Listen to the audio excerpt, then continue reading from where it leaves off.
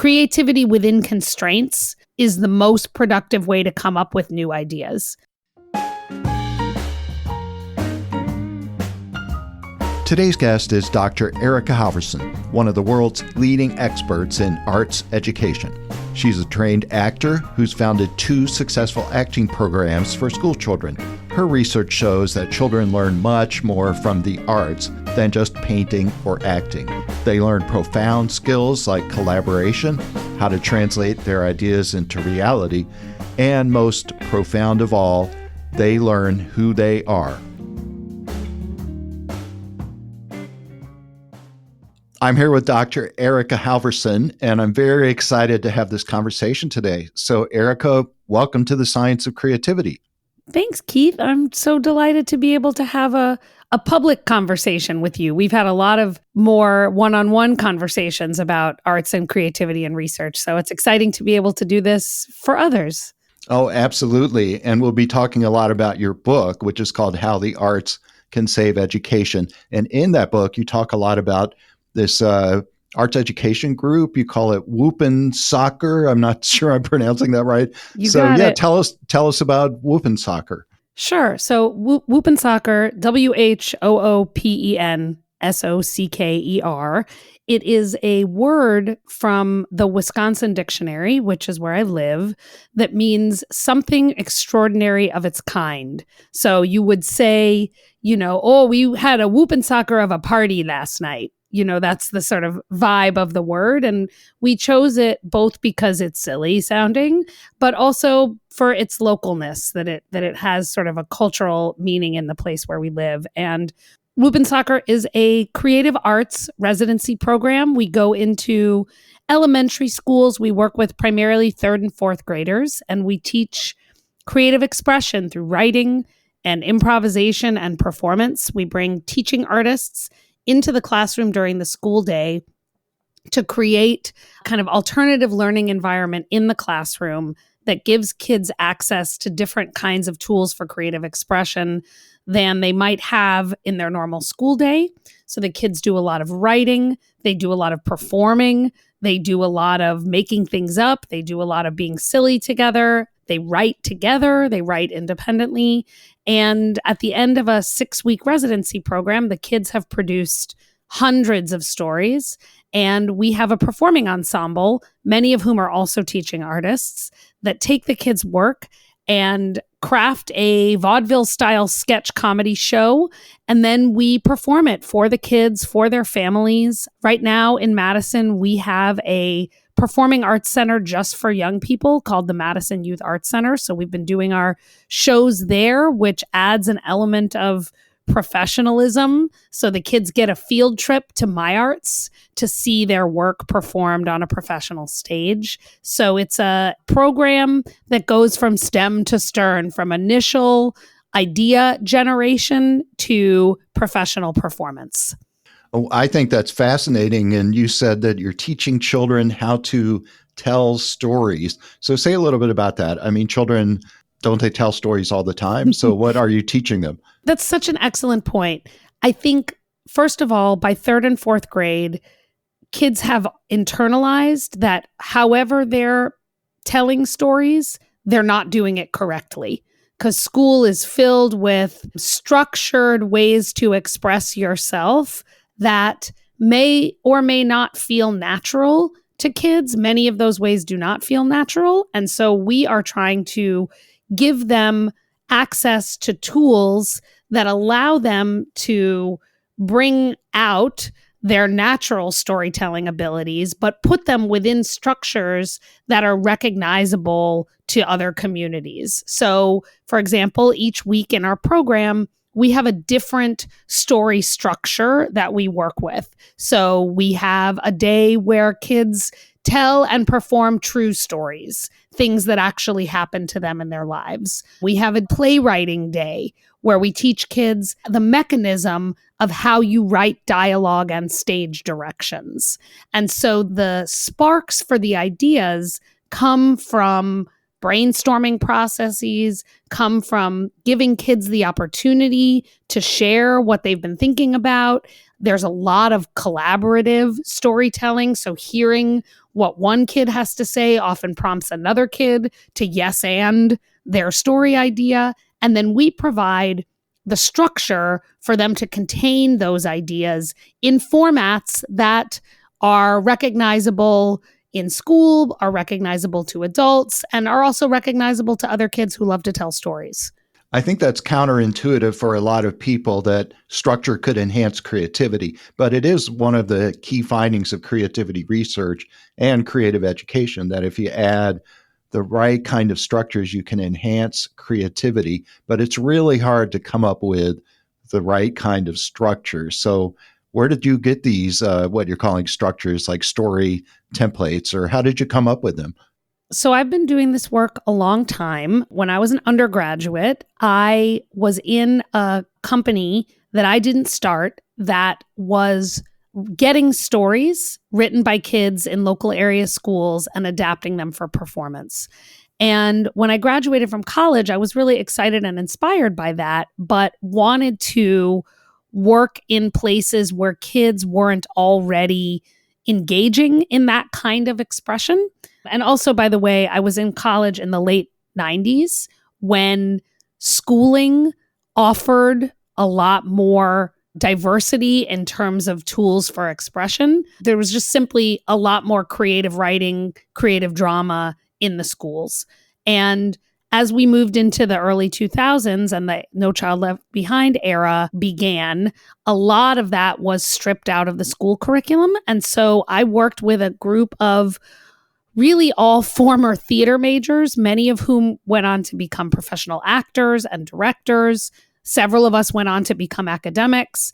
And we sat down and said, if we were in elementary school and we had a bunch of, we used to call ourselves idiot actors, a bunch of idiot actors come into our school, what would we need in order to work with them to be successful? And so over the 10 years that I did this work in Chicago, I started and ran a company called Barrel of Monkeys that is now, still exists. It's now called Playmakers Lab, which was a sort of Whoop and Soccer 1.0. And we did a lot of trial and error, frankly. We tried different story structures. We used to have some very, very structured, almost worksheet-like approaches, which we move in and out of depending on how comfortable kids are with free-form expression. And you're absolutely right. Creativity within constraints, I find, is the most productive way to come up with new ideas. And, you know, both of us, you and I, Keith, are improvisers. I'm a comedy theater improviser and you're a musical improviser, although we've worked in similar kinds of spaces. And the out-facing idea that improvisation is that literally you just say anything is completely false, right? All of improvisation has, we call them games, but they're basically rule structures that allow you to expand, to break rules, to try things, to use those rules as opportunities for bringing in your own ideas. And so we took that general principle and started playing around with different ways of thinking about storytelling. And I know I'm going on a long time, but I'll just say one other thing, which is at the time that I was working on Barrel of Monkeys, I also went back to graduate school to do a PhD in the learning sciences, which I'm sure you've talked about on the podcast, and we can talk more about that as an academic field.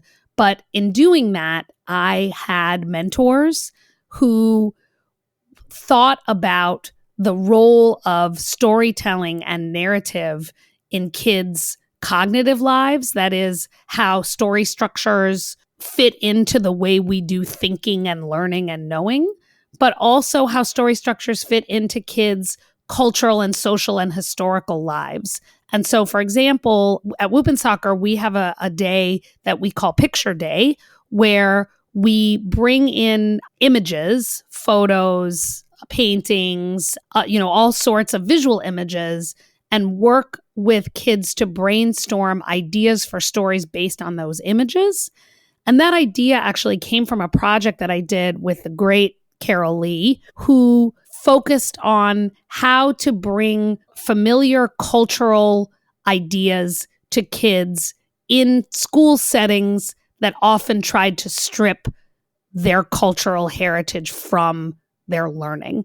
And so she did this amazing project where she brought photographs of Annie Lee paintings into elementary schools with kids who are all from African American backgrounds and used those as prompts for kids to tell stories. And the ways in which they were able to connect their own cultural ways of knowing to the pictures and therefore to the stories they told was really pretty magical. And so I've brought those kinds of ideas into the development of Whoop and Soccer so that the structures, some of them are things we made up.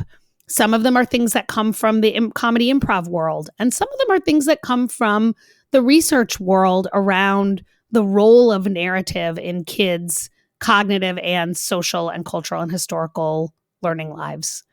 So before you went to graduate school to become a researcher, you were in Chicago training as a theater improviser. Is that what you were describing, that you had this prior experience before you became a researcher? Is that right? Yeah, I went to college to become an actor. So I thought I wanted to be a professional actor. And I went to Northwestern as an undergraduate in their theater program and had a great experience. Got to the end of my schooling and the discourse really shifted from what I would call the craft to the career. So once we got near the end of our time, there was a lot of talk about what kind of roles could you play and how do you frame yourself and market yourself and position yourself. And, this is a podcast, so you can't see me, but I'm quite petite and I have a particular look that was gonna pigeonhole me into particular roles. And I frankly wasn't interested in that. I was much more interested in how the tools of theater allowed us to make cool things. And so we started Barrel of Monkeys, my friends and I, because we were all people who wanted to use the tools of theater to make cool things. And so we went and did that. And I was doing that in Chicago for several years and became interested in the fact that the kids we were working with were learning stuff. And at the time, I didn't even know that you could learn about learning. Like I knew about teacher school, right? I knew that you could go and train to become a teacher, but I didn't know that there were ideas and concepts and theories to help explain what learning was. And so I was lucky enough that one of the first learning sciences PhD programs was also at Northwestern. And so I kind of fell into this world of asking questions about the relationship between the arts and learning because there happened to be a program where I could study exactly what I was observing in these residency programs and had no idea that that was even something a person could do. So you were in training to become a professional actor, and then you went from this career ambition and started working with children in the city of Chicago. Where did you get that idea? I mean, that's a very different kind of career path. So, when did you first think, I'm going to start a community theater for children in Chicago? That's a great question. I mean, it started, so I will say my main partner in crime she's somebody you could have on the podcast for sure. She's the head of undergraduate directing at the University of Michigan. And her name is Helena Kays. And she and I were doing this performance work as undergrads. And both of us really wanted to keep doing the work. And at the time, we didn't have the words for this, but at the time, we were really aware of the privileges that being a kid at a public school in the North Shore of Chicago carried. And so we said, it's really fun to celebrate the stories that the kids around us are writing, but wouldn't it be so much more exciting if we could work with kids who maybe didn't have storytelling programs in their schools, maybe didn't have a creative writing curriculum that they were working with? And could we be the ones to make that and to work together with kids to create new stories and new ways of working together. So, it was like spring of my senior year of college, and we were kind of laying around on a campus lawn and saying like, well, if we could do anything, what would we do? And so I could tell the whole long story. It's not super interesting, but so we, did what any young entrepreneurial people did. We got dumb jobs that paid the rent and spent the rest of our time crafting ideas and getting access in different kinds of spaces where kids were to try things out. Our very first performance that we ever did was at an old theater in Chicago. We had been working in an after-school program with kids doing homework help, where the agreement was if we helped the kids with their homework, once we were done, we could try out all kinds of writing activities and ideas. And we'd been doing that for some months. And we essentially rented a theater. We rented a van. We picked the kids up. You could never do this now. We picked the kids up in their neighborhood. We drove them to the theater. We fed them juice and cookies. We did a show for them, and we brought them home. That was our very first performance. Their parents like standing on the street, like waving goodbye as like a bunch of, 20-something actors drove their kids to a theater 5 miles away, a black box theater 5 miles away, and did a performance for them. So we really just started by saying, like, if I were these kids, what would I want? And how would I want to express myself? And it built from there. You did have a really interesting career path because you went from this professional theater program and then you started a community outreach program in the city of Chicago. And then you came back, as you were saying, you came back to Northwestern because Northwestern has this famous learning sciences research program. But now you're back at Northwestern in a totally different part of campus, I assume. You're not on the theater building anymore. Now you're in the learning sciences building. Is that right? That's right. I managed one, I think, very powerful crossover, which was at the time Dwight Conquergood, who is one of the most well-known performance ethnographers. He was working at Northwestern still, and he had a graduate course. They had I don't know if it was a PhD or an MFA program in performance studies. They might have had both options. And he taught a performance ethnography class. And I convinced my graduate program to let me have that course count as one of our methods requirements. So I took Dwight Conquergood's performance ethnography class, and it completely changed my life. I mean, the idea that the social sciences and the arts had overlap in the way we do research and the way we represent research has guided so much of what I do. I don't know if listeners are familiar with Anna Devere Smith and her work, but she's probably now the most well-known performance ethnographer. She interviews people about a particular social action. She has a piece on the school to prison pipeline. She did a piece on the LA riots in the 1990s. She interviews folks, and then she creates a one-person show where she embodies all of these different characters in her storytelling. And that kind of work has always really inspired me as an academic. It's not directly in the sort of K-12 education space that most of us think about when we think about arts education, but getting an opportunity to study with Dwight while I was a PhD student in education was really transformational for me.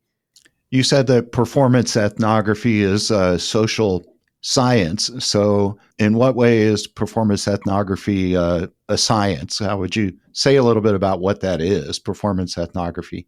Sure. So, and I'm not an expert, but I will say what my understanding is, which is performance ethnography uses the tools of performance as the mode for expressing complex findings about human behavior. And so to me, the social sciences are the disciplinary studies of human behavior. So anthropology is a social science that focuses on culture. Sociology is a social science that focuses on the sort of social and cultural interactions. that between and among people. Psychology is a social science of the sort of internal functioning of humanity and how humans operate, quote unquote, from the inside out. And so performance ethnography is a social science that uses the tools of theater and performance for its mode of interpretation and mode of expression. Was that too eggheady? Oh, it's fascinating. And then, in a way, the work you're doing now, I guess you're still doing something similar to what you did in Chicago with these young children, but now you're a professor at the University of Wisconsin in Madison, which is not so far from Chicago, but of course, it's a different city. So, and it's not a huge, big city. So are you doing performance ethnography with your whoop and soccer theater, or is that something different? How's it related to what you're doing now? That's such a great question. And actually, I'm on sabbatical this year. And so I am doing a lot of thinking about that. And something I've been thinking about is the difference between the social science research of arts education, which is, I think, mostly what we, the collective we, you, me, our colleagues, what we do, right? Arts education is the subject of our work, and we use the tools of the social sciences to ask and answer questions. I am also interested in the reverse of that, which is arts-oriented inquiries of social science questions. And that requires some bravery, frankly, because the social sciences, I find, are quite conservative that way. They like the word science in their name. They like that there are recognizable metrics for quality, how you know this is good research or not good research. And arts inquiry has different kinds of metrics and different markers of quality. But I'm very interested in how to embrace the reverse of those two things. And to be honest, I have not done a ton of that in my research life.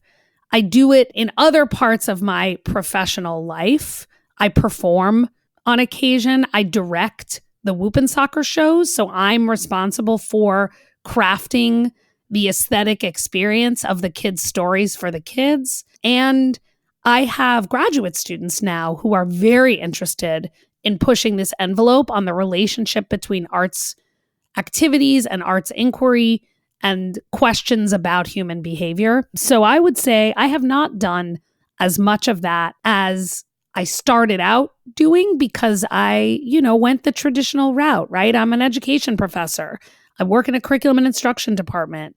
Research that is recognizable in the kinds of social science journals that we publish in requires that we identify those kinds of warrants for quality that are recognizable in the social sciences. So that's something that's been on my mind a lot and something that I'm looking to do more of in the next round of my professional life. Well, thank you. I really enjoyed hearing your story and all of these incredible educational activities that you've been doing with children. And in your last comment, you referred to research, and you are a research professor. You're doing learning sciences research at the University of Wisconsin. So, say a little bit about your research. I don't think we've heard yet about the research that you're doing. So you are publishing in academic journals, you're doing research projects. So give an example of a research project that you've done. Sure. So, I generally characterize my research as the study of how people learn in and through the arts. And actually, for listeners, Keith and I co-edited an issue of the Journal of the Learning Sciences that was about exactly that, how learning happens both in arts practices and also through arts practices, meaning what do people learn about other things when they're engaged in the arts? And so my whole research program, which I've been a professor for, this is my 18th year. So, 20 plus years of doing this work. I would say pretty much everything fits under that umbrella. I've done a whole series of studies looking at particular arts organizations and arts practices to try to understand the process of art making and what kids learn through that process, both about themselves. So I've done some studies of what does identity look like in the context of making art, but also what do they learn about big ideas in education, like how do they learn about the power of representations? So how do they learn about what different tools in an art form are good for? So I did a study about 15 years ago, 10, 15 years ago, with youth media arts organizations, many of whom were engaged in teaching kids about documentary filmmaking. And so I spent a lot of time trying to understand what that process of making a documentary was like, and the moments when a young person encounters a set of tools that best allow them to represent the idea they're trying to represent. So, how does cinematography function as a communicative tool? And what kinds of ideas do different camera angles, for example, allow you to represent? Not so much because I think it's important for kids to become filmmakers, but because I think fundamentally understanding what the tools of a medium are for, whether those are mathematical tools or technical tools or artistic tools, and how those tools offer you the opportunity to express complex ideas is like the key process to becoming a successful learner. And I think the arts are quite good at that, better at it than other kinds of school-based disciplines, and more accessible to many, many more learners than many other school-based disciplines. So I've done lots of studies like that across theater, film, radio. I actually have done some studies of what is now called podcasting. At the time was called radio documentary.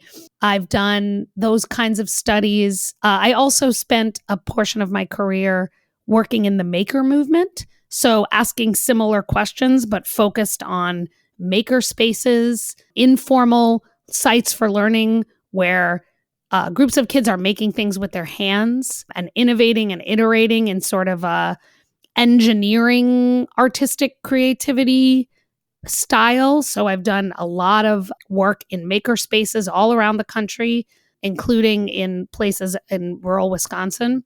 And more recently, I am partnered with a colleague here, Urel Lashley, and we have a research lab grant from the National Endowment for the Arts, where we're doing a series of studies looking at the intersection of art making and social and emotional learning, which is Urel's area of expertise, trying to understand how features of social and emotional well-being are present in arts activities and what that means for kids and also what that means for teachers. So I use a range of different methods, a range of different art forms.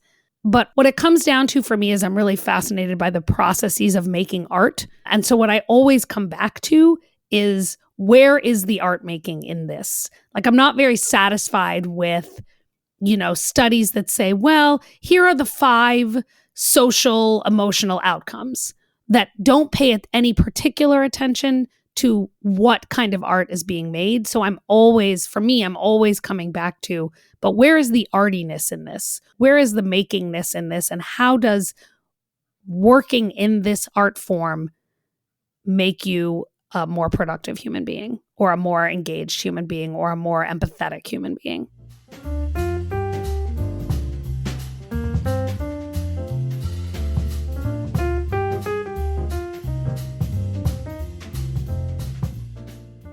Yes, you're very well known for your research on making and the maker movement. So I want to talk about that in a few minutes. But first, I wanted to follow up on something you just said. You said that a big part of what you're doing in your research is you're studying what children learn from making art, what children learn. And if you're an arts education researcher, that makes sense. You'd want to know what children learn by making art. So, but you've also, I mean, if you're painting, then of course you're learning how to paint better. In your case, if your children are improvising theater up on stage or teaching them how to improvise, of course they're learning how to engage in improvisational theater. But in your book, How the Arts Can Save Education, you've made an argument that making art and participating in arts activities, it's not that you're just learning how to be a better painter or learning how to be a better improviser on stage, but you're learning something deeper. So say a little bit more about that. What do you learn from engaging in arts that's not just learning how to paint or learning how to act on stage? What are those deeper things you can learn? Yep. I've been talking about kind of 4 outcomes, if you will, of participation in meaningful arts practices. And those 4 outcomes are important and relevant in any learning environment. And so the argument that I'm making is these are especially present in arts practices, and they ought to be translated into all kinds of learning practices. So the first that I talked about already is representation, that the center of all complex learning in any discipline is the relationship between whatever tools the discipline offers for sense making and how those tools are useful for engaging with a particular idea. So being able to solve math equations as a technical process is fine, but really mathematics is about these representational systems that allow us to express concepts, ideas that are not accessible to us otherwise. So like size, things that are really, really big. We can't see them. So we need other ways to share with other people what the size of something is. So mathematical tools allow us to represent size, speed, right? Things that you can't see, things that move really, really fast. So how do you understand them? How do you represent them? How do you share them? Well, you use mathematics and you use physics-based mathematics to represent concepts like speed. Well, that's very abstract. And in many classrooms focused on math and physics, there's a feeling that you have to master the technical before you can even get to the conceptual. In the arts, the technical and the conceptual are always braided together. And that's the excitement of art making, is the constant relationship between the conceptual and the technical. And so, yes, of course, you get better at the technical. You become a better painter the more you learn and master the tools of painting. And mastering the tools requires a relationship with the conceptual. And so, and the conceptual doesn't have to be literal, right? Yes, you can get better at like making a painting of an apple, but it is also like you can get better at painting a feeling and understanding how color and texture and light and color mixing and different kinds of paint, how those communicate feeling. And so representation is one huge aspect of why I think we ought to better understand how learning happens in arts practices, because we can then translate that into the range of ways that kids are expected in schools to master this relationship. The second one is identity. And I've said a little bit about that, but learning is not just an abstract act of conceptual representation. It's also a way of being and knowing and doing and seeing and valuing. And again, that ought to be present in all of our learning spaces. And in the arts, there is a more natural connection between expression and self. We bring physically ourselves to performance. When we dance, our expressions are embodied in the way we move, how we connect with other people, where our bodies are in space. And so the identity-based aspect of learning and knowledge is embedded in making art in ways that it ought to be embedded in other disciplines. But there is this notion, right? We've all heard like, oh, if you want to be a scientist, you have to have a science identity. The idea that science identity is somehow separate and apart from whatever human identity you're bringing to learning about science. So working with the relationship between the things you do and make and how you see yourself is a really important aspect of art making. The third is collaboration. And I should say the third and fourth, collaboration and creativity, are both aspects of this work that I've drawn really heavily from the work that you've done. So I think you and I are kind of thought partners in a lot of this, but right. I've started thinking about collaboration in the arts. I talk about it as an outcome. And why I think that's really important is in a lot of other disciplines, collaboration is seen as a way to get to the real outcome, which is that everybody be able to do the same thing at the same time and report the same results, right? So, in the book, I talk about the dreaded group project, which people hate when the group project is really just an excuse to offload the complexities of a task onto a group of people.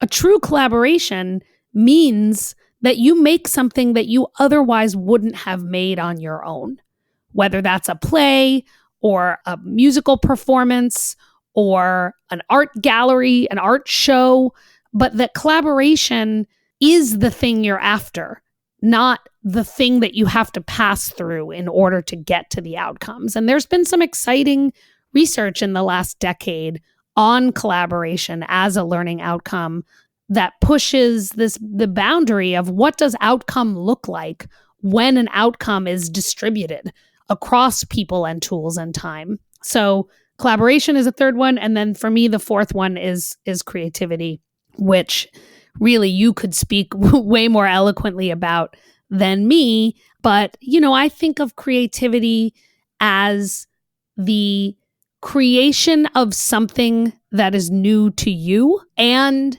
that you can express what the newness means for your own practice and maybe for the broader arts practice that you're working in.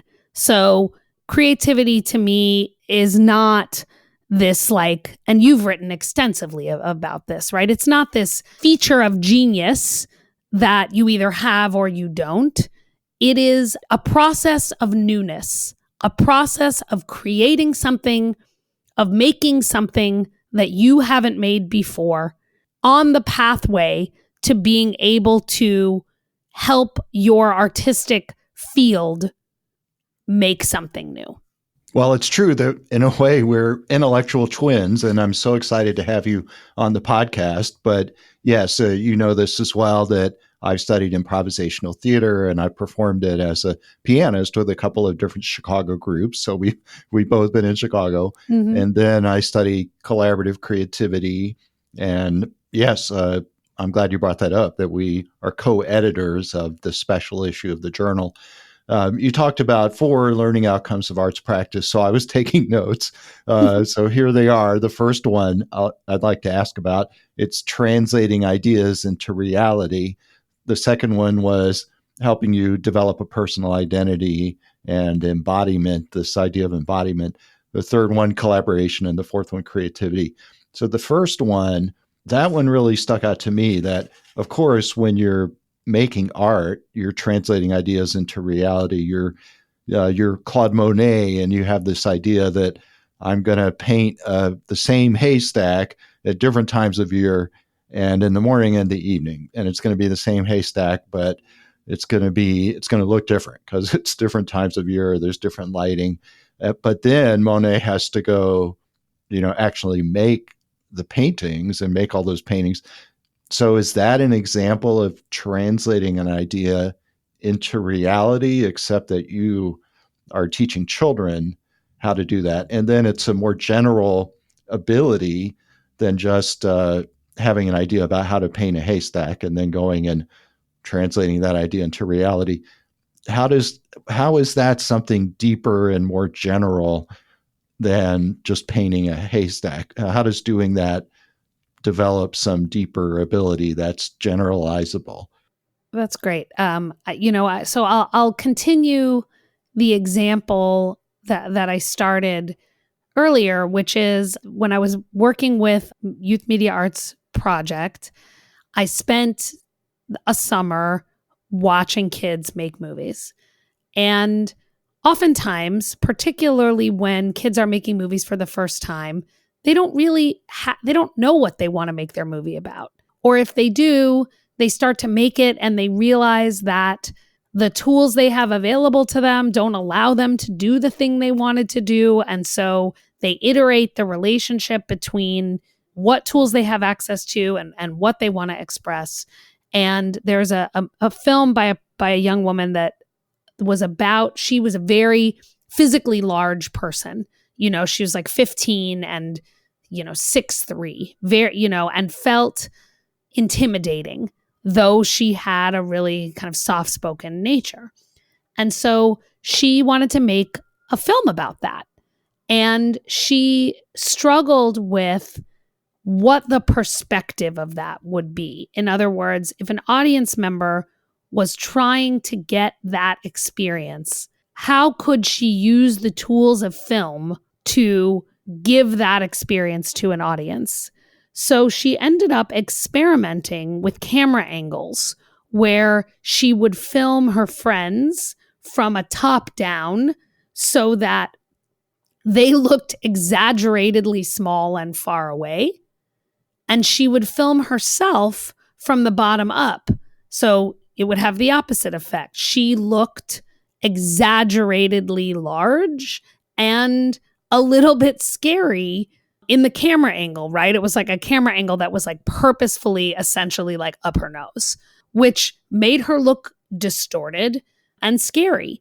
And so she then used that play, and I don't mean play like theater play, but like playing around, right? They were playing around with camera angles. And she used that playing around to assemble a scene in a film that was like a back and forth between these two exaggerated camera angles. Now, she had never seen Orson Welles or David Lynch or other filmmakers that use camera angles in similar ways. But then her mentor was like, oh, I see what you're doing. I'm not saying you're trying to make an Orson Welles movie, but let me show you how filmmakers have used camera angles in this way. And so she watched some movies and they talked about like what was similar about this, what was different about it, how does that change what she was going to do? Did it change it? Did it not change it? And then the resulting film, short film, had a lot of those features, and she was able to articulate the use of perspective that she drew on in order to make the film because of what she wanted to communicate to the audience. So that iterative relationship between ideas and tools, for me, is like, oh yeah, that's what learning should be. Regardless of what tools you're working with and regardless of what concepts you're working with. And like, did she have the best, cleanest camera angles in the world? No. Did it look like an Orson Welles film? No. Right? Like, so if you were painting in the style of Monet because, now I'm not a painter, so I'm about to butcher something, but because you have ideas about the relationship between light and color palette that you want to explore, your paintings are probably not going to look like Monet paintings, but you may have developed an understanding of the relationship between light and color that you didn't have before, that you could then obviously continue to iterate on, but then you could ask other questions like, okay, what if it's not light? What if it's anger and color? How do I think about that relationship? Or what if it's, how would I create math equations that represent this relationship between light and color? So for me, what I've seen time and again is how art making in these contexts affords this kind of constant dialogue between tools and concepts that is like the most powerful mechanism for learning something new that kids who participate in this often take with them into other parts of their learning life. Right. So you start with an idea and then you have to learn some techniques to figure out how to translate that idea into external reality or an external presentation or a movie. But it's not the case that you're doing that to learn the techniques. You are really, what you're going for is just this more abstract relationship between ideas and external representation. And then the second thing I heard from your comments is that it's not linear. You don't start with an idea and then go execute the idea. You use the term iterative. There's this iterative process where, right, when you're making something, it changes the concept, right? It changes the idea that you're having. So your idea changes through the process. Is that right? Yeah. And you know, two things that makes me think of. First of all, I really like Jim G's framing of just-in-time learning for this purpose with tools. You know, Jim talked about it with regard to when people play video games and how the game itself offers people tools right when they need them. I've seen that with these art making processes time and again, which is like, for example, editing, video editing is extremely complicated and takes years and years to master. You would never require of a person new to video making that they master the editing tools before they start, because then they never start, right? And so often what you see is people jumping in, and then when they're like, oh, I really want to do X, then you can look up on YouTube, how do I do X in this program? And you may not be an expert in the tool or even in that particular technique, but you're drawing on the technique when you need it. So that's the first thing that made me think of. And then the other thing it made me think of is, so I also have a podcast called Arts Educators Save the World, where I interview successful artists and their mentors about the impact of arts education. And I talk to theater artists sometimes, which is very familiar and comfortable to me. But sometimes I talk to artists in media that I know nothing about. So I've spoken, for example, to ceramicists, and they are very articulate about how working with clay changes the concept and the technique. And so it's iterative, yes, and it's material. It's the materiality of I'm working with a piece of clay and it's behaving in a certain way. And that's changing both the concept that I had in mind for the making of this object and also potentially changing the technique and the way that I then aim to represent that concept. And those conversations are fascinating to me. I've spoken recently to some glass artists, one of whom is doing a PhD in materials science engineering. And so he was talking about the relationship between the science of glass and the art of glass, and how, as an artist and a scientist, you can learn about the art and the science through the material. So that's a long way of saying it is iterative, yes, and it's emergent as the form, the materiality itself changes the nature of the concept and changes the nature of the tools. It's the same with many of the artists I interview. Well, they'll say something that sounds sort of paradoxical. They'll say the materials are essential to the process, and yet at the same time, it's not about what you're making. Mm-hmm. Often in one of the challenges with applying these processes to education is that education as a field wants tangible results.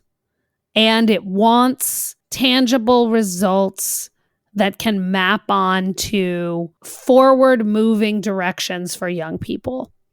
And art making, right, is both process and product.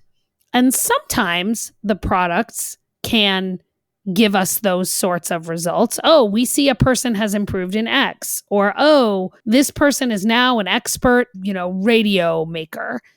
But most of the time, the learning is in the process. And it's quite difficult to mark that as an accomplishment, even though as artists, we know that the really good stuff is in that process. And so I think a lot of artists that I talk to are interested in both of those things, right? They're interested in the process qua the process, and then can focus on how what they make is translated into some sort of public-facing version of an idea that they wanted to express. Well, you mentioned on your podcast, and I'll put the name of it in the podcast notes. It's called Arts Educators Save the World. And you had as a guest a ceramicist and another one, a glass artist. And those are people that really are making material things, and they have to learn certain techniques to do that. And that is a really natural transition to a discussion of making and the maker movement. So is that something like what we're talking about? Is that when children go into a maker space, and say for our listeners, what do you mean by making, and what is the maker movement?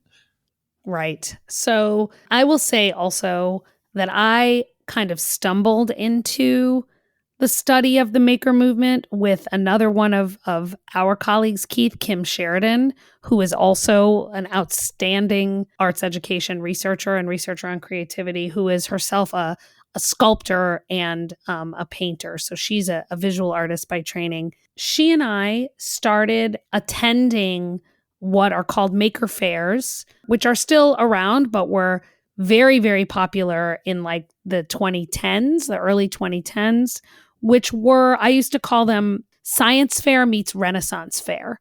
So they were places where people of all kinds, children, adults, groups, individuals, could bring objects and ideas and inventions and solutions to problems that they had created in a do-it-yourself type manner. So they hadn't worked at a manufacturing plant or patented a business, but were sort of do-it-yourself, creating objects that were either useful or aesthetic or some combination, and sharing them in this kind of whimsical public place. And so we started going to these maker fairs to just see what people were creating and what they wanted to share with others. And then from the maker fairs, which were really initiated by Make Magazine, which was a kind of magazine for DIY project doing.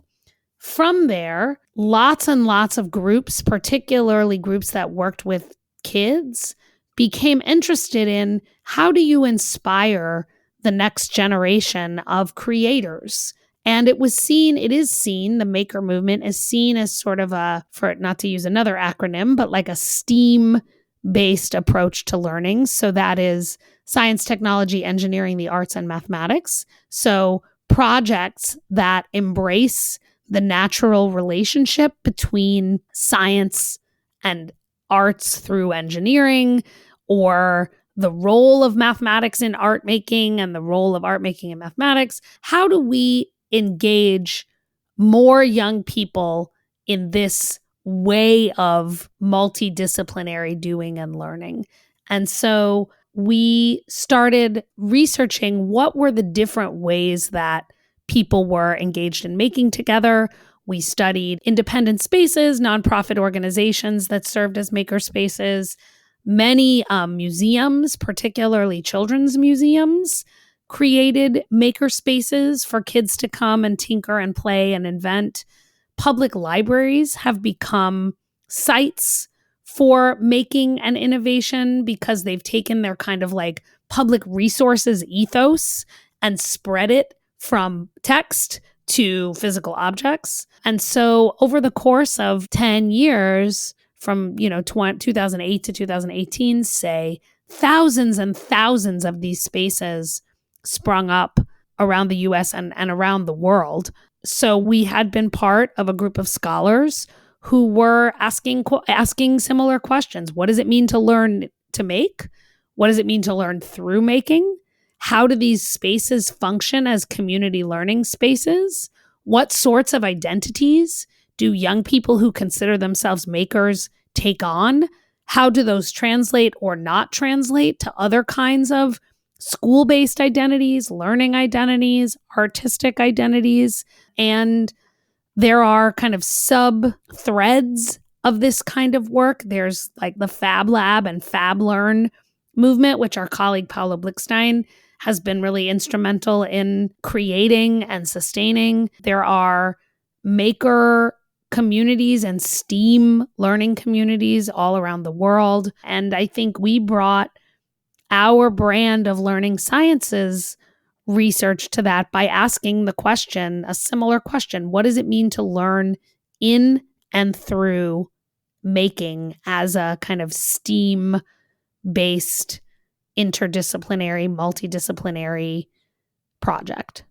Well, the way you're describing making it sounds almost the same as what you were describing as art making and 30 minutes ago, that you're in a makerspace and you're making something, and the process of translating ideas into external representation using various techniques. But you also said that in makerspaces, that's considered more of a science and technology and engineering thing. Is that right? Are you somehow teaching kids science and engineering by using essentially an art making process? Is that fair to say? I mean, I think it depends who you ask. I think it is, at least I feel comforted by my own internal consistency in describing these spaces, but it's certainly the lens that I bring to it, right? There are much more STEM-oriented maker people for whom the A in STEAM is less important. And there are more craft-oriented maker spaces where the technological component is of less importance. So there was a time, I think, when people equated maker spaces with new technologies, 3D printers, laser cutters, sort of highly computationalized craft processes. And for some, that is still the marker of a makerspace. And then for others, they've asked this question of like, what's happening when you're engaged in learning how to 3D print something? What's happening when you're using a laser cutter to create some sort of wooden object? And that's the part that we as learners and mentors really want to focus on. And that tends to look more like a craft arts space.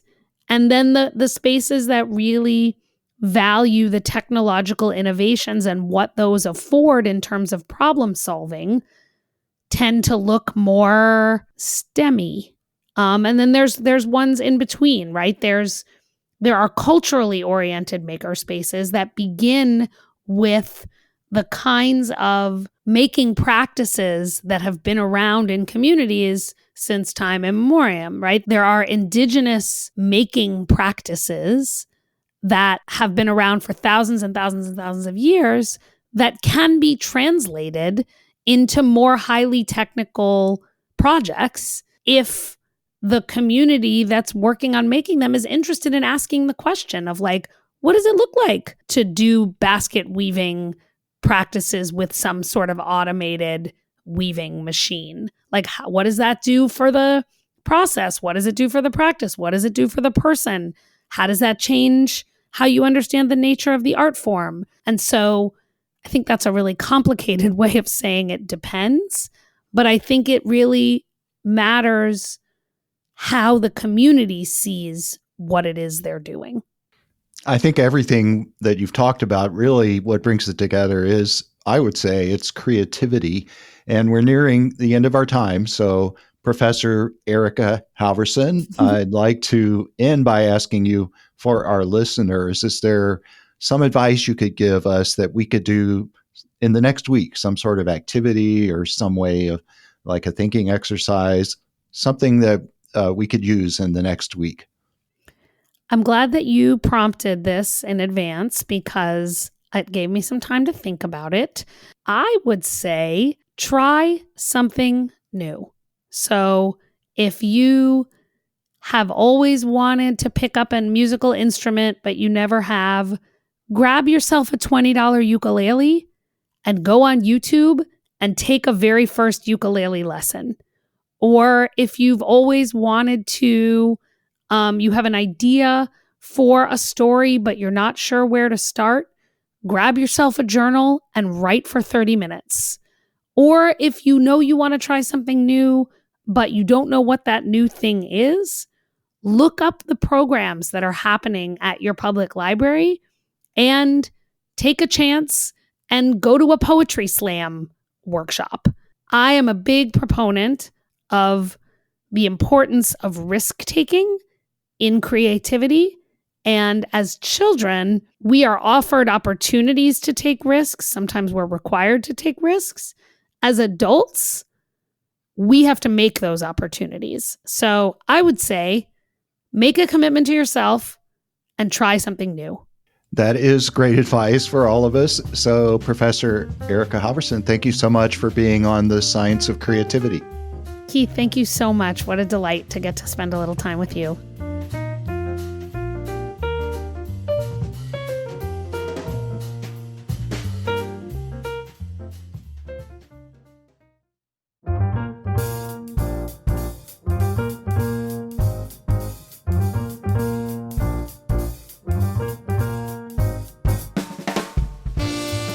With schools cutting budgets, it can be hard to defend arts education.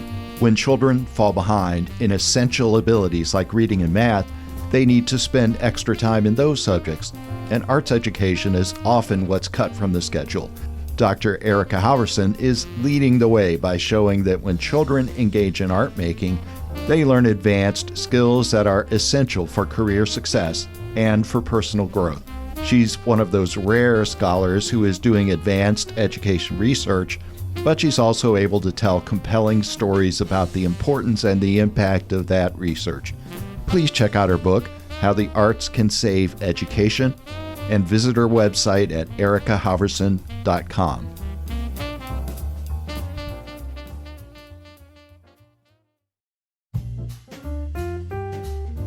Thank you for listening to The Science of Creativity.